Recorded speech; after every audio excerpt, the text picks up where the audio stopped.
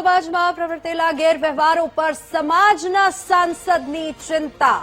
જાત જાતના ગેરવ્યવહારોને લઈને પરસોત્તમ રૂપાલાએ ચિંતા વ્યક્ત કરી છે. સમાજને સંગઠિત કરીને બંધારણ બનાવવાની સલાહ આપવામાં આવી છે. સુરતમાં યોજાયેલી સૌરાષ્ટ્ર કડવા પાટીદાર સમાજના કાર્યક્રમમાં વરવી વાસ્તવિકતા અને જાહેર મંચ પરથી સમાજના મોભીઓને ધારાધોરણો નક્કી કરવાની ટકોર કરી છે. નેતાનું ભાષણ ચાલતું હોય ત્યારે લોકો ઉભા થઈને જતા રહેતા હોવાનું કહ્યું. સમાજના કાર્યક્રમમાં મોભીઓ જમવાને બદલે કાર્યક્રમ પર ધ્યાન આપે. પરસોત્તમ રૂપાલાએ ચિંતા વ્યક્ત કરતા કહ્યું કે છૂટાછેડા પછી બાપ પૈસા ગણવા બેસે તે શરમજનક હોવાનું કહ્યું છે. આજે કડવા પાટીદાર સમાજની શાખ અને અસ્તિત્વ જોખમમાં મુકાયું છે. એક સમયે આપણો સમાજ નિર્ણયો કરતો, આજે બીજા સમાજ આગળ નીકળી ગયા છે.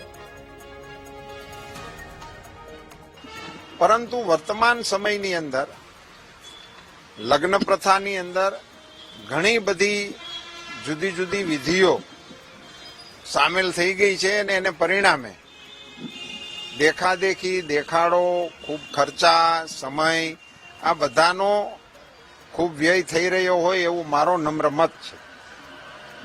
અને સમાજના અનેક આગેવાનોએ આને માટે સમયે સમયે પ્રયાસો કર્યા છે ને એમાંથી જ આ સમૂહ લગ્નના પ્રયોગો પણ બધા સમાજની અંદર ચાલી રહ્યા છે, જેમાંથી ઘણા તો અનુકરણીય અને અનુસરણીય છે. એના પણ નામ સાથે મેં ઉદાહરણો ઘણી જગ્યાએ આપ્યા છે.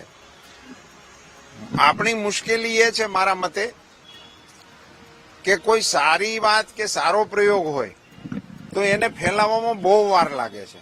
એટલે હું તો તમને ખાસ અભિનંદન એટલા માટે આપું છું કે સમાજ તરફની આવી અંગુલી નિર્દેશની સામાન્ય વાતને જે જરૂરી છે એને માટે આટલો શ્રમ લીધો છે એ ખૂબ અગત્યની વાત છે. અન્યથા જો કોઈ નબળી વાત કે કોઈ નબળા સમાચાર હોય તો એ આગની માફક ફેલાય છે.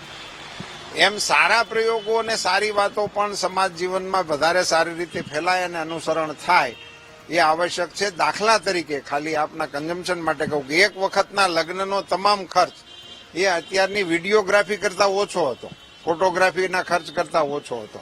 એ હદે આપણે એની અંદર પ્રવેશી ચૂક્યા છીએ. તો વર્તમાન સમયમાં એ અંગેનું ચિંતન થાય અને એના કોઈ ધારાધોરણો સમાજ જીવનમાં પ્રસ્થાપિત થાય એવું એક અપેક્ષા મેં સમાજના અગ્રણીઓ સામે વ્યક્ત કરી છે. બીજી એક બાબત તરફ પણ મેં અંગુલી નિર્દેશ કરવાનો પ્રયાસ કર્યો છે. એ છે લગ્ન જીવનની અંદર ખૂબ જ વ્યવધાનો આવી રહ્યા છે અને અલ્પ સમયની અંદર છૂટાછેડાની ઘટનાઓનું પ્રમાણ વધતું જાય છે. એ દિશા તરફ પણ અંગુલી નિર્દેશ કરીને એના મૂળમાં જઈને એનું નિદાન કરીને એનો ઉપચાર કરવા માટેની ચિંતાની નિસ્બત સમાજમાં થાય એ ઈચ્છનીય. સાંસદ પરસોત્તમ રૂપાલાની સમાજના બંધારણની વાતને પાટીદાર નેતાનું સમર્થન મળ્યું છે. દિનેશ બામહાણીએ પરસોત્તમ રૂપાલાને સમર્થન આપ્યું છે. બંધારણ બનાવીને સમાજમાં પ્રવર્તેલા દૂષણ દૂર કરવાની વાત કરી છે. છૂટાછેડાના કિસ્સા વધવા અને છૂટાછેડાના પૈસા લેવા સમાજ માટે દૂષણ છે. આ સાથે જ તેઓએ કહ્યું કે જીવનસાથીની પસંદગીમાં દીકરીઓની વધુ પડતી માંગ પણ દૂષણ છે. માન્ય શ્રી પરસોત્તમભાઈ રૂપાલાની જે વાત છે તે સમાજ માટે ખૂબ જ સાચી છે અને સત્ય હકીકત છે. હું આ વાતને સમર્થન કરું છું કે સમાજનું કંઈક બંધારણ બનવું જોઈએ અને સમાજમાં થતા દૂષણોનો દૂર થવા જોઈએ. માન્ય રૂપાલા સાહેબે જે વાત કરી છે એ મુજબ છૂટાછેડાના પૈસા લેવા, ડિવોર્સના મેટરો વધવી અને ખાસ કરીને દીકરીઓ પોતાના જીવનસાથીની પસંદગીમાં જે કંઈ વધારે પડતા માંગણીઓ કરી રહી છે તે સમાજ માટે એક દૂષણ છે. દરેક સમાજે આમાંથી શીખ લેવી જોઈએ અને સાથે સાથે આનું એક બંધારણ પણ બનવું જોઈએ. હું આ વાતને સમર્થન કરું છું.